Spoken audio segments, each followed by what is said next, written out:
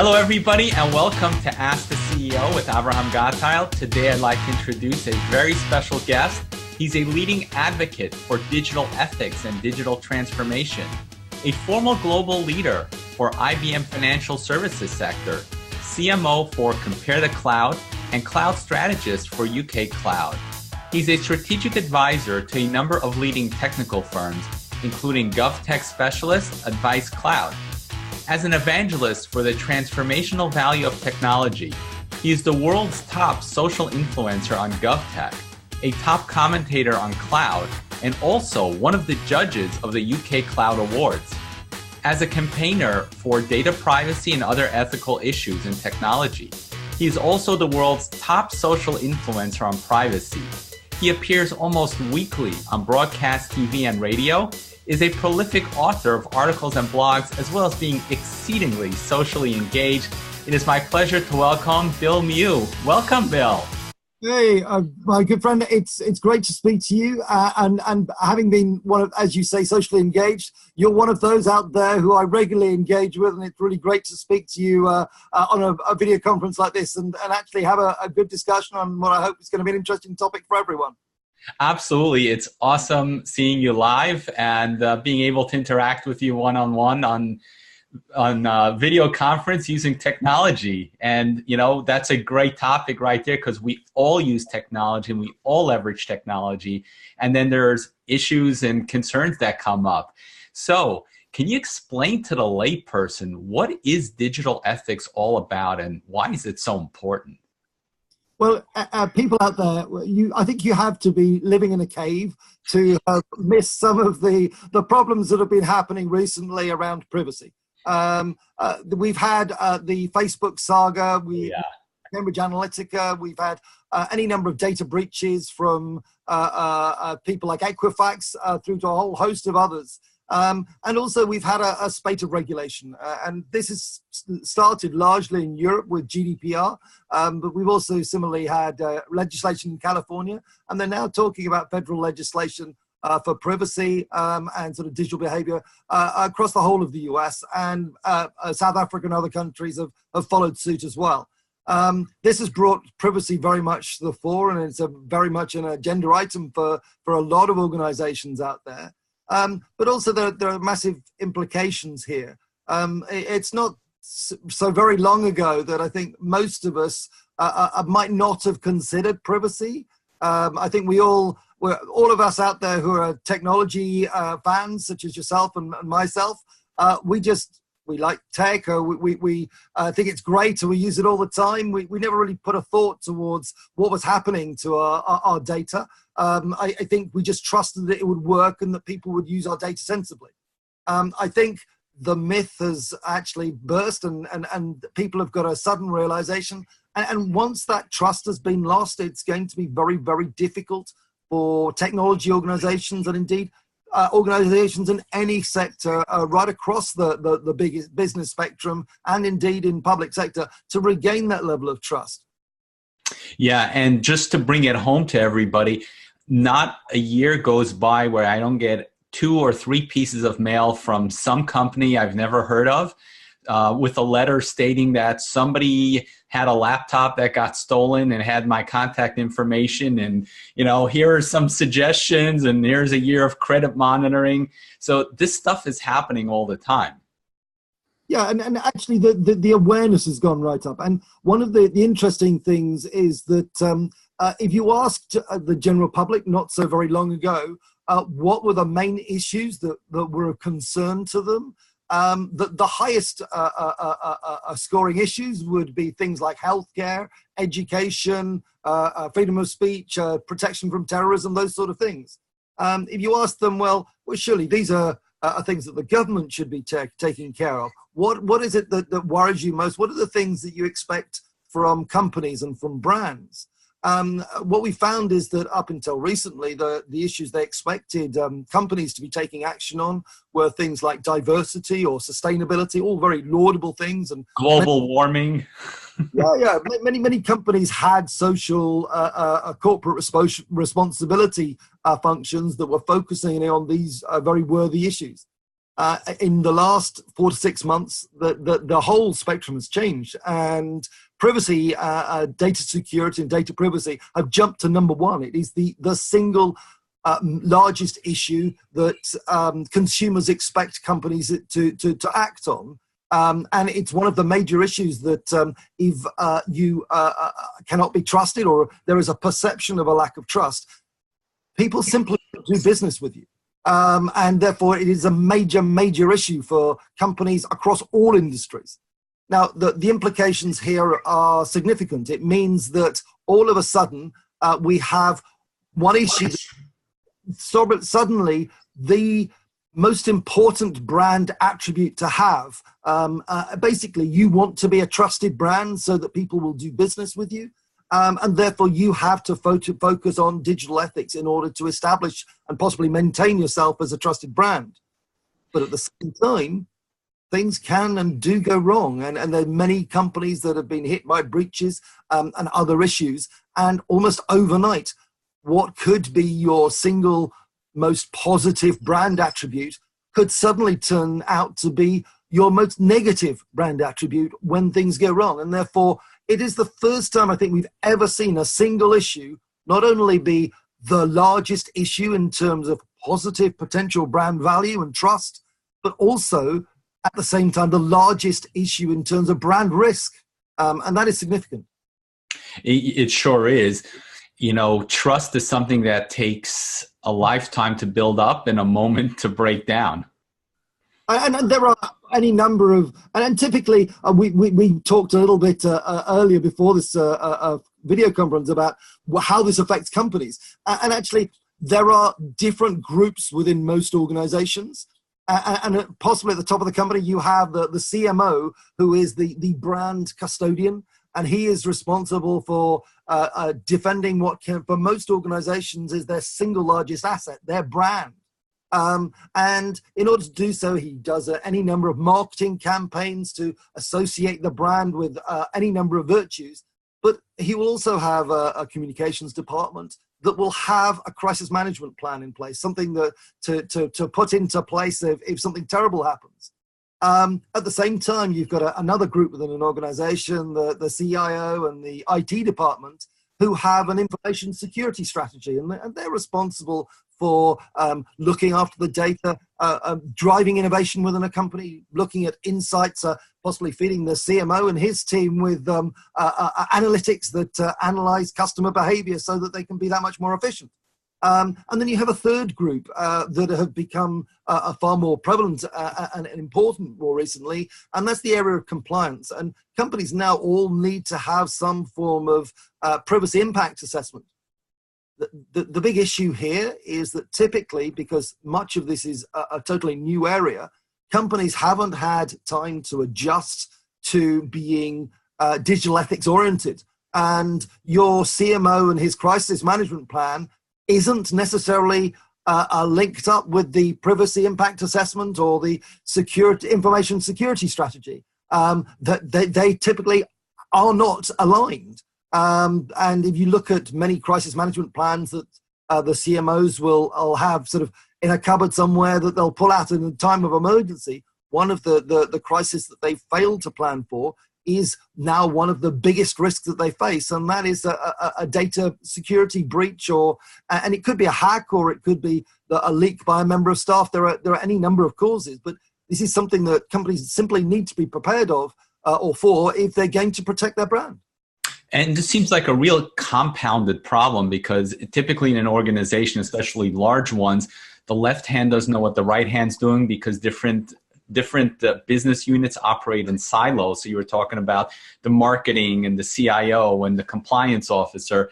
And then on top of that, technology changes so rapidly that it's hard to keep up with all this. And I think the big rise of privacy as an issue and digital ethics, and it's come out of almost nowhere, has caught many large organizations off step. And therefore, they simply aren't prepared for, well, what is our digital ethics strategy? How are we going to put forward ourselves and our brand in such a way that we establish or maintain this valuable, trusted brand status? And so that consumers out there would all automatically think, oh, well, yeah, no, these guys, they're a bunch of people I can do business with online and I trust. And there are notable examples out there. I mean, Apple have been very, very outspoken, and their CEO Cook has talked publicly about how Apple see privacy as a human right and a massive issue that they're addressing all the time.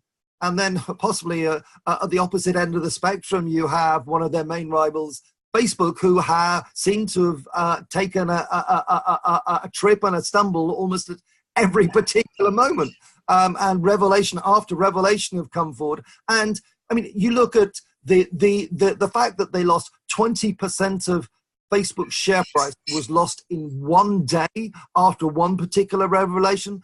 That was the single largest drop in market capital for any company ever. I mean, that's the sort of impact that we're talking. And that's just the punishment that they took on the stock exchange. We also have to look at the fines that they're going to get under GDPR, which could be monumental. Facebook have just been fined £500,000 here in the UK for the Cambridge Analytica incident. But that was under the old regime before GDPR came in. Yeah. Under GDPR, it could be up to 4% of revenue. And that's suddenly, if you're talking a big company, we're talking some very big numbers here.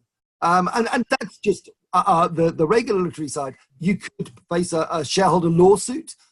In France, we have just seen the French Internet Society launch a class action a lawsuit against, well, guess who? It's Facebook. And that they're talking about getting 100 million users together to do a class action suit, which could be one of the biggest class action suits ever. And on top of that, it doesn't happen to be, or it doesn't have to be simply that kind of incident with a social media company. It could be anyone. I mean, there's been another interesting piece of case law here in the UK where there was a supermarket called Morrison's, where there was a disgruntled member of staff who leaked the personal information of 100,000 employees online.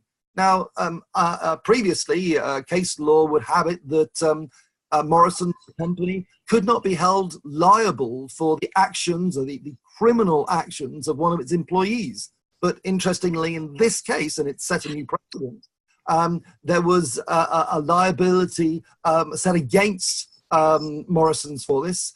They've been found vicariously liable, and that has meant that all companies now in future are potentially liable for the actions of their employees, even if they are a criminal, in terms of this kind of data breach.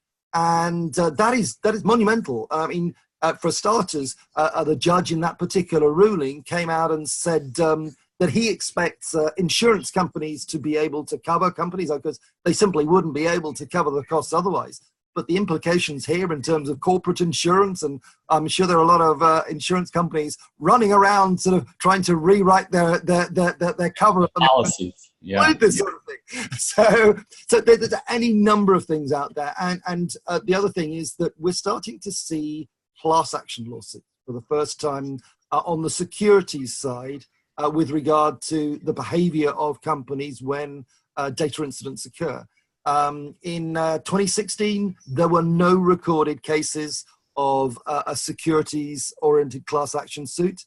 There were 9 such cases so far in 2017, and into 2018, we're seeing an upward trend.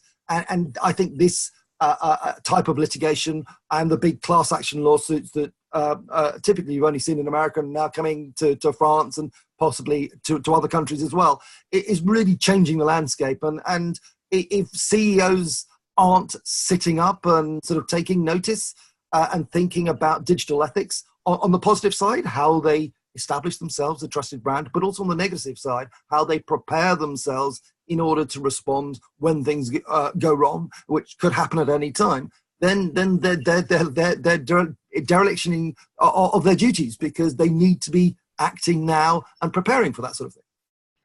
And, I just want to define the term digital ethics.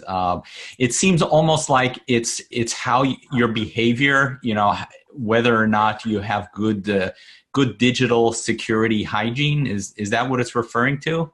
It's everything from good hygiene. It's actually having a cultural approach across an organization that is respectful for data as it is for anything else of equal value. And that stretches to security so that you've got the adequate data protection measures, but also it's the way that you use data. You're not exploiting it. You're not acting unreasonably. You're not in breach of the GDPR regulations or the many other rules out there. And actually, you're acting ethically and responsibly in a sort of digital sense, as you would be expected to do in most of the other ways in which you do business. Great. And what I love about what you're saying is that many times on the show when we had conversations about regulations such as GDPR, one of the things I've said is that GDPR will become, in my prediction, will become the gold standard, where let's say here in the United States, we don't have a national GDPR law, but people, consumers, customers will be looking to the company to see how are they handling my data privacy and how important is it to them? And based on their reputation, we will decide whether or not we do business with them. Absolutely. And that comes down to the trusted brand status. But we've seen already the introduction of laws in California. We've seen proposals at a federal level. And interestingly enough, there are many technology companies out there that only a year ago were saying, oh, it'll never happen here in the US. And now say it's not a question of if, it's a question of how.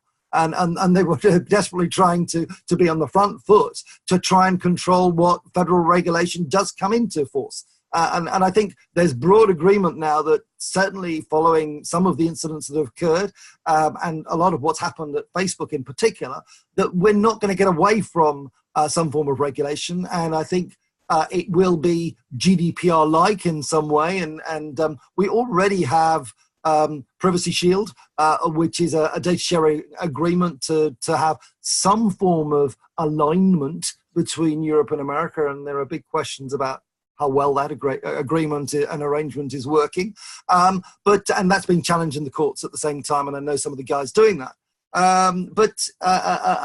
If once we have a new regulations, a federal regulation for privacy in the US, I think that'll be a lot clearer what the end destination is, and the direction of travel here is very much towards regulation. Yeah, for sure. Now, Bill, we're obviously trying to educate the public on data privacy and data ethics and its importance. And for many people out there, many businesses that realize that they're in way over their heads with regards to this topic, how can they leverage resources such as yourself in order to help them get up to speed on where they need to be? Well, I'm out there helping a number of companies. Those companies who want to be on the front foot and to want to establish themselves as a company with digital ethics and with a trusted brand, they can actually differentiate themselves in the market. They can have a competitive advantage over many of their competitors. And I've done that for some significant brands here in the UK. There are companies that want to be prepared on the crisis management planning and a little bit better prepared than most of the current provisions allow for. And you've got to think to yourselves here that when things go wrong, you're probably going to be facing an enormous amount of hysteria, a fair amount of misinformation. There's going to be all sorts of speculation, and you've got to try and manage all of that. And most of the brand damage is done in that first period, and it's how you respond quickly to those type of things and that sort of scenario that actually is going to have a long-term impact on your brand. And the issue here is that at the very moment in time when you want to be countering the hysteria, countering the misinformation, actually getting your message out to try and address what could be totally wrong. I mean, it could be complete speculation. At that moment in time, your own brand and the trust metric that you have will be at its lowest ebb because nobody will believe you. And therefore, it is working with leading campaigners such as myself, other leading influencers out in this sphere, where we can actually act as an advocate. We can work with companies that are in difficulty, and we can actually help them counter the hysteria, counter the misinformation using our credibility in this particular space. And that is going to be essential because you need to nip some of these things in the bud before the hysteria and the speculation gets out of hand. And a lot of the hysteria and speculation that does appear, it's going to have a very long shelf life. A lot of things that appear online stay online for a very long time, and they will still be searchable long after it's all over. And therefore, it's actually acting quickly, addressing the type of hysteria and misinformation that could well occur and is likely to, and doing so authoritatively and effectively when a crisis occurs. And the third area is that there's a lot of companies in denial at the moment about the importance of data ethics. And you may have somebody within the organization who's desperately trying to stand up and say, hey guys, we need to be taking this seriously. And some of the consulting I do is having been a global leader for IBM Financial Services, and I led their corporate communications through the global financial crash. So I've been through some interesting times on that particular front, and I've been a CMO. So I can talk to the CMO and that community. I've been a cloud strategist for one of the leading cloud firms in the UK, so I can speak and talk turkey to the CIO, and as a leading privacy activist who's worked with many of the leading names in this particular field, I can speak to the compliance department. So one of the things I do is help breach the gaps between those groups in order to try and bring them together if they're looking to try and put in place a digital ethics strategy in order to try and make a difference. We've done this very effectively recently. In this country, there's a company I've been working very closely with called UK Cloud, who are a company who are a cloud hoster, and they provide cloud services specifically to the government sector here in the UK. And I'm sure that one day there'll be an MBA case study about them, because this is about the only market in the world, any significant market that we know of, where major cloud giants, Amazon, Microsoft, and Google, have been beaten at their own game. A local player with just 200 employees was able to actually have the right product and service at the right time in the market with great customer support and some really innovative technology. But at the same time, they decided to differentiate themselves in a sort of brand perspective by being seen to do the right thing for local technology community, the SME community here in the UK, doing the right thing in terms of privacy and security, and doing the right thing in terms of data sovereignty. So those issues combined were part of a big communications campaign that I led for the company, where it managed to establish itself as the safe, trusted environment for government data here in the UK. And it captured 30% of the what we call the G cloud market, the government cloud market here in the UK, with I think Amazon some way behind it, about 12%. So it made an enormous success in this market by leading on digital ethics, by being UK data and sovereign, keeping our data here in the UK, by being seen as safer and more highly assured, and by actually sort of protecting the data that really matters to people, the sort of data that we care about, our tax records, our criminal records, and hopefully you don't have one, but if you did, you'd want to keep it private, and your financial records, your tax records, your medical records, these type of things. Really sensitive data that mattered to people, citizens in the UK, and that it captured the market and it beat the global giants in the process. You know, that was so powerful what you just said about UK Cloud. I mean, that is the value proposition for data security in a nutshell. You know, people look at security as a bill that they have to pay every month. I mean, if you look at it as it's a bill that you have to pay, then of course you're going to cut corners, you're going to play Russian roulette. and you're gonna just roll the dice and hope for the best. However, what you said was that UK cloud made money.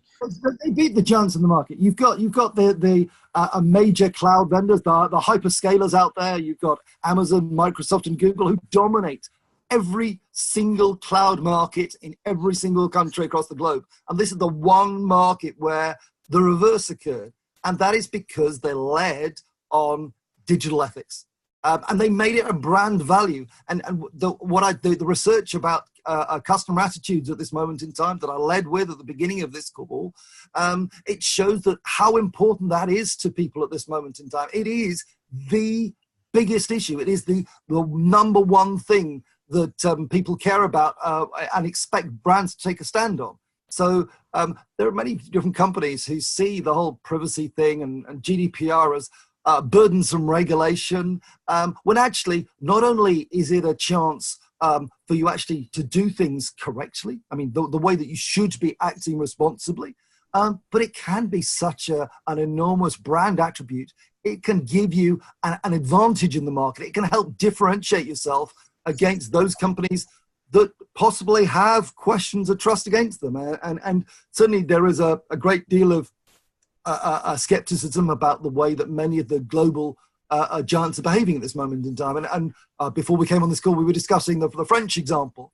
And there are, right across Europe, there are organizations, and the latest has been the French government, who are seeking to take a stand. And the story in France is that only in the last day or so, the French have announced that in the government ministries and especially the Ministry of Defense and their security services, they are going to stop using Google's browser and go for Qwant, which is a local browser developed by a company that's part French, part German, but also that guarantees privacy, and that is its differentiator against Google.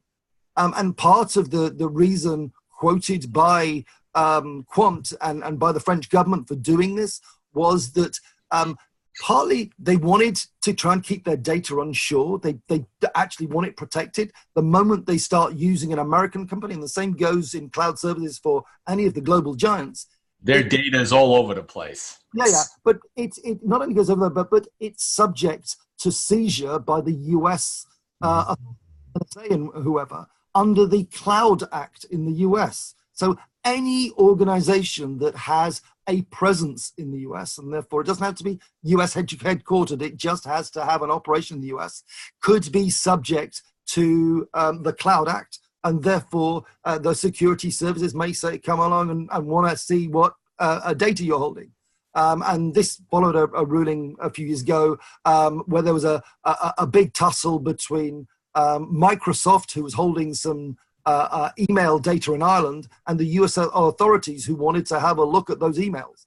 And in order to overcome the difficulties they were having there, they introduced the new Cloud Act. But that is enormously worrisome if you are a government organization, or if you are an organization based outside the US that don't want the US prying on your data. And if you're the French armed services, you probably don't, then that is of concern to you. So there's a big issue there around data sovereignty, and we're seeing data sovereignty rules being introduced in places like Russia, India, other countries where they are mandating that you have to keep data onshore.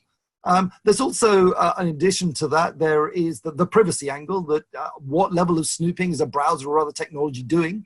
And then there's the other thing around that is it's supporting local tech players, and the UK cloud play was the fact that it was not only a small UK tech firm itself, but it had an ecosystem of partners that were other small UK tech firms, and they, as an ecosystem, fought hard in the UK public sector cloud market to establish a leadership position. And the final thing is it's the tax angle here. These global giants, where are they paying corporation tax? How much are they paying? And there are some very big questions being asked of most of them at this moment in time. Bottom line is, data privacy is the great equalizer. If you're a small no-name company and you want to compete with the tech giants, you make sure to differentiate yourself. But it's not just the tech giants, because people would be wrong to assume that this is an issue that only applies to the tech sector. What I'm trying to preach here is that every single sector is impacted. The research has shown that customers who do business online, and they could be doing it with a retailer, they could be doing it with an insurance company, they could be doing it with anyone, they want to work with and to do their business with trusted brands. So it goes across all sectors. And just as GDPR applies to all companies out there, so does the whole principle around digital ethics. So this isn't a problem that is solely applied in the tech space. Everyone needs to do that. Everyone who processes data, which there must be very few companies out there that don't. If you take credit cards, you're processing data. Well, everybody is. Everybody is. I mean, we're all holding your local information. We've all got databases. We've all got personnel information on our own employees. You can't get away from it. You can't get away from GDPR. You cannot get away from your responsibilities under digital ethics and the potential here to establish yourself as a trusted brand. It has to be the way forward for organizations, and they need to take it seriously. But in good times to expect to establish an advantage, and in the bad times as a form of defense. And I'm here to help those organizations not only put those strategies together and to join the dots between the ID department, the compliance department, and the CMO, but also when everything does go wrong and they need a really serious advocate in this area to speak on their behalf to possibly counter some of the hysteria and the misinformation. There are a limited number of people out there that could have the gravitas in this particular arena to do so. And in fact, if you go onto Twitter and you put #privacy, I think you'll find me straight away. I'm the top individual in the world. So, and that's not an insignificant place to be, given how big privacy is an issue right now. I think a lot of people don't even understand what it is. So that's great that you're educating us on this.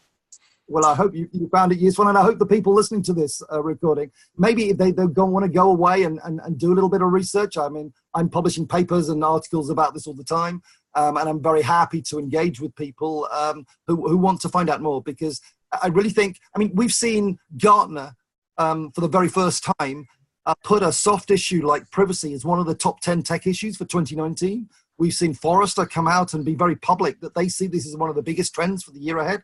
And almost everybody out there is saying, look, this isn't going to die down anytime soon. We still got the US regulation coming, so there's going to be an enormous amount of noise around that. And issues are not going to disappear. There are going to be more stories hitting the headlines on a relatively frequent basis, I expect. And so you cannot get away from this. It is a big issue, and you would be far better off to be on the front foot and to be addressing it now, and to making digital ethics part of your corporate culture and your brand ethic, than you would be back foot and suffering the consequences.